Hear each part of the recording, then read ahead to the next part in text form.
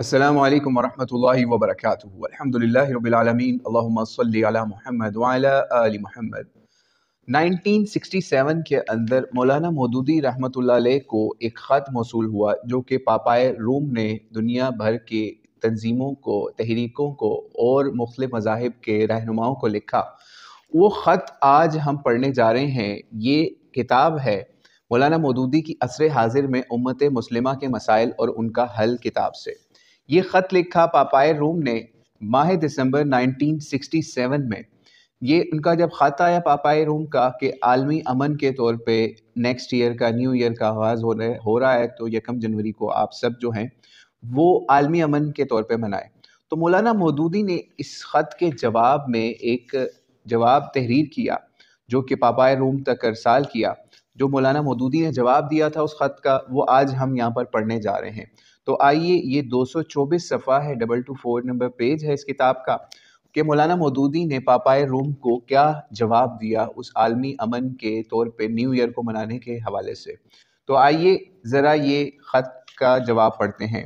چند روز پہلے مجھے ڈاکٹر R.A. بٹلو، ڈائریکٹر لائل ہال، لاہور کے توسط سے آپ کا وہ نہایت قابل قدر پیغام پہنچا جس میں آپ نے نئے سال کا آغاز ایک یوم امن کی تقریب کرنے سے کی اپیل کیتھولک چرچ کے معتقدین کے علاوہ تمام دنیا کے بڑے بڑے ادیان کے پیروں اور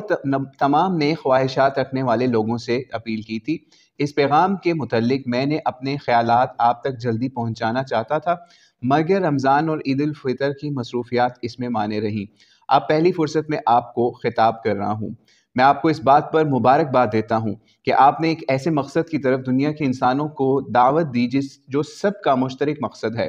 اور ساتھ ساتھ ان اہم اسباب کی نشاندہی بھی کی جو اس مقصد کے حصول میں سد راہ ہیں۔ فی الحقیقت امن ان اولین بنیادی ضروریات میں سے ہے جن پر نوع انسانی کی فلاح و بہبود کا انحصار ہے، مگر اس کی خواہش اور اس کی ضرورت کا احساس رکھنے کے باوجود جن وجوہ سے انسان ہمیشہ اس سے محروم ہوتا رہا ہے اور آج بھی محروم ہے، وہ وہی وجوہ ہیں، یعنی وجوہات ہیں جن میں سے اکثر کی طرف آپ نے صحیح طور پہ دنیا کے لوگوں کو توجہ دلائی ہے۔ میں سمجھتا ہوں کہ جب تک عملاً انہیں رفع کرنے کے لیے کچھ نہ کیا جائے گا، محض پاکیزہ خواہشات اور تمناؤں کے اظہار سے کوئی امن دنیا کو میسر نہیں آ سکے گا۔ اس بنا پر میرے نزدیک یہ نہایت ضروری ہے کہ میں ہر ایک شخص، قوم، مجموعہ اقوام اور پیروان مذاہب کا گروہ پورے خلوص اور دیانت کے ساتھ خود اپنا محاسبہ کر کے دیکھے کہ اس کی اپنی کوتاہیاں کیا ہیں جو اس کے ابنائے نو کو اور بالآخر خود اس کو امن سے محروم کرنے کی موجب ہوتی ہیں، اور جہاں تک بھی اس کے امکان میں ہو ان کو رفع کرنے کی کوشش کرے۔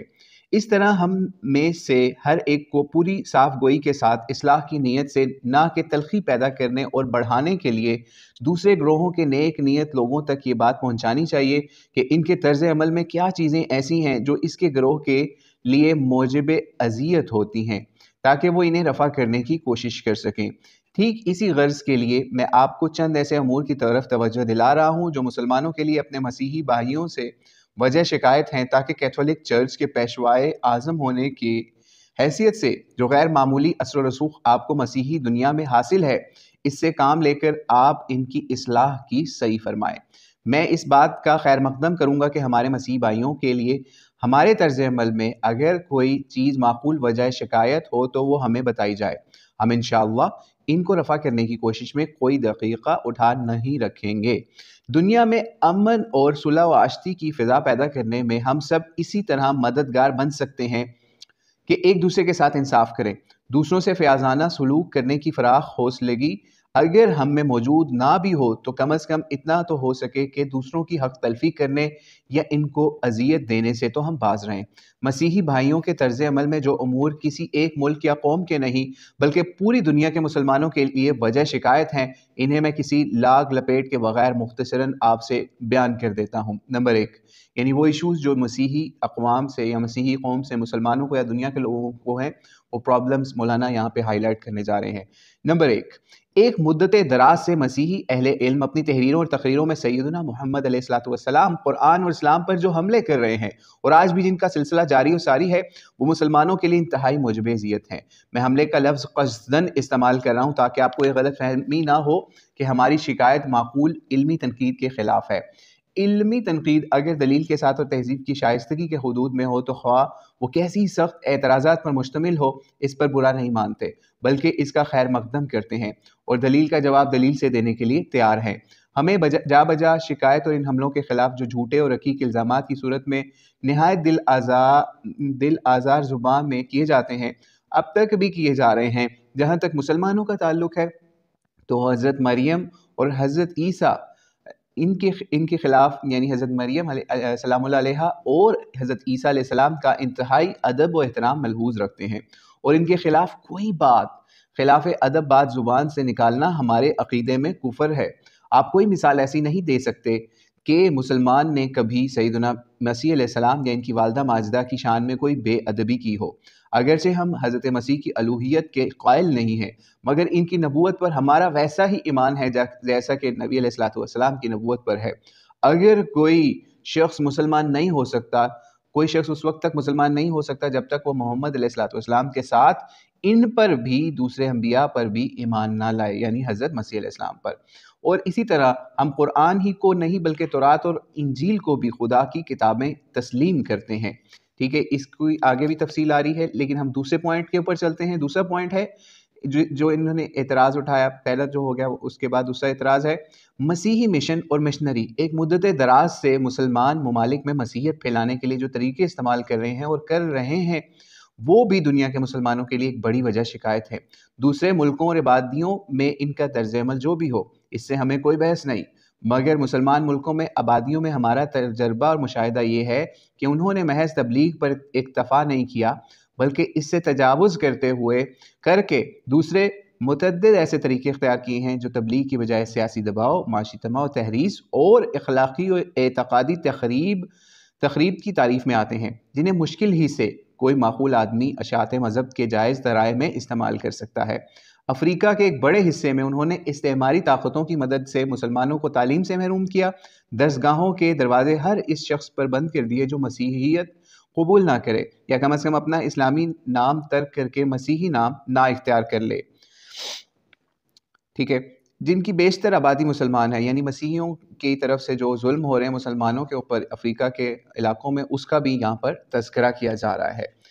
اسی طریقے یعنی مشنریوں کی طرف سے، یہ بھی کافی لمبا پوائنٹ ہے، اس کو بھی ہم مختصر کرتے ہیں۔ اب تیسرے پوائنٹ کے اوپر چلتے ہیں۔ دوسرا پوائنٹ آپ نے دیکھ لیا کہ مشنریوں کی طرف سے جو زیادتیاں ہو رہی ہیں مسلمان ممالک کے اندر یا دیگر علاقوں میں۔ تیسرا پوائنٹ ہے کہ مسیحی دنیا کے متعلق مسلمانوں کا عام احساس یہ ہے کہ وہ اسلام اور مسلمانوں کے خلاف ایک شدید جذبہ اناد رکھتی ہے، اور آئے دن ہمیں ایسے تجربات ہوتے رہتے ہیں جو اس احساس کو تقویت پہنچاتے ہیں۔ اس کا تازہ ترین تجربہ وہ ہے جو ابھی حال میں عرب اسرائیل جنگ کے موقع پر ہوا۔ جس طرح خوشیاں منائی گئیں، ٹھیک ہے، یعنی عرب اسرائیل جنگ کے موقع پر ہوا، اس لڑائی میں اسرائیل کی فتح پر یورپ اور امریکہ کے بیشتر ملکوں میں جس طرح خوشیاں منائی گئیں، انہوں نے تمام دنیا کے مسلمانوں کے دل میں زخم ڈال دیے ہیں۔ اب شاید ہی کوئی ایسا مسلمان پائیں گے جس نے عربوں کی شکست اور اسرائیل کی فتح پر مسیحی دنیا کے اس اعلان اظہار مسرت و شادمانی کو دیکھ کر یہ محسوس نہ کیا ہو کہ یہ اسلام اور مسلمانوں کے خلاف مسیحیوں کے گہرے جذبہ اناد کا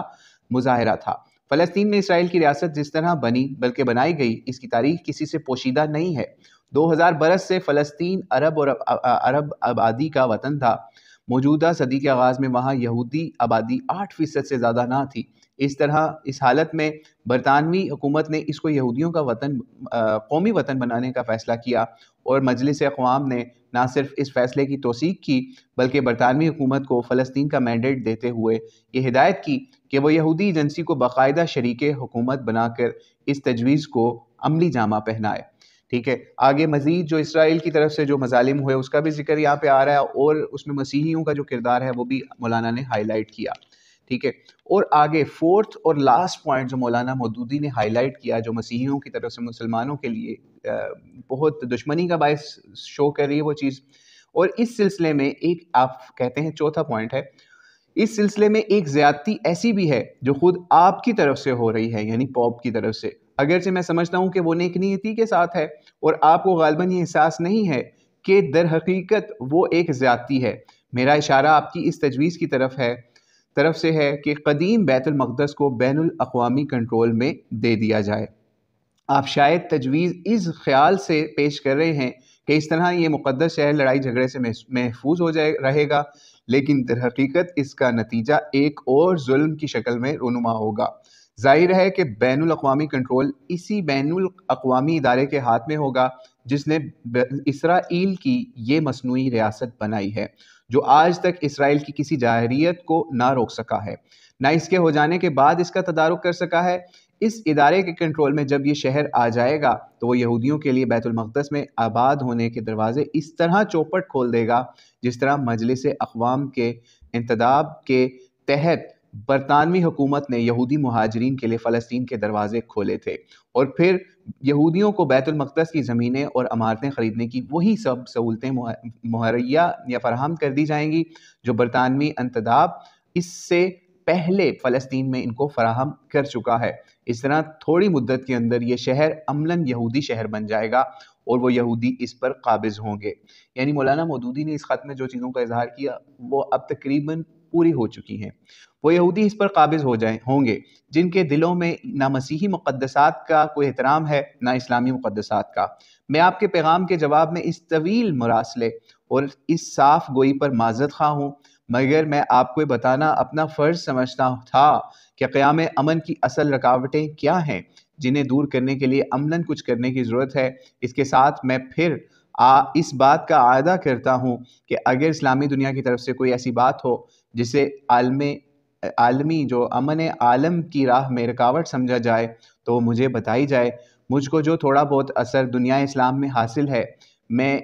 اسے میں خود بھی اس رکاوٹ کو دور کرنے میں استعمال کروں گا اور دوسرے ذمائے اسلام کو بھی اس کی طرف توجہ دلاؤں گا۔ خاکسار ابو الاعلیٰ۔ یہ مولانا مودودی کی طرف سے پاپائے روم کو ماہ دسمبر 1967 میں